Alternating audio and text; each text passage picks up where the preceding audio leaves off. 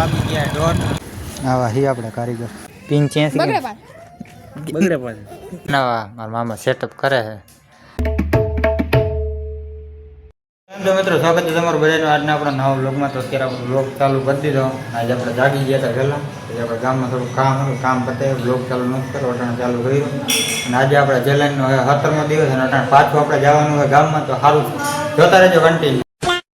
તો આપણે આવ્યા ટોપિકના ઘરે જો આપણે એવું કામ કર્યું કંઈક. આપણે નિશાની જો ચાવી છે ને અહીં રાખી દીધી, એ છે ને અટકી ગઈ હતી. જ્યાં માલ બાલ નાખ્યો, બહાર કુંડી બુંડી બનાવી. જો આવા હી આપણે કારીગર.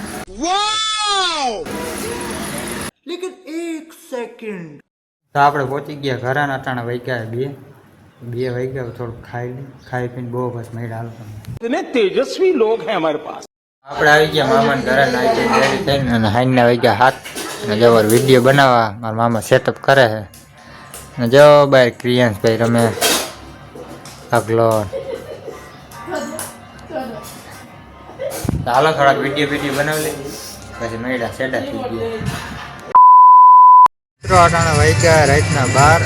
આપણે બેઠા હતા ને જો યાર્ડની સામે આપણો સામે ગરબી હાલે છે. આજે ને કાંઈ આખો દી બ્લોગ જ કન્ટિન્યુ કર્યો ને હવે અટાણે વિચારું હું આપણે અપલોડ કરું હું નહીં, કારણ કે અત્યારે બ્લોગ જ કન્ટિન્યુ કર્યો નથી. અટાણા વાગ્યા રાતના 12:15 થઈ ગયા. આપણા ભાઈબંધનો ફોન આવ્યો તો ગામડેથી આવે ટોપિકની.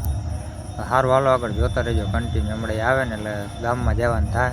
અટાણે આપણે યાર્ડ પાસે બેઠા પણ આવ્યું હમણાં આવે ને એટલે જાય ભાઈ ગામમાં.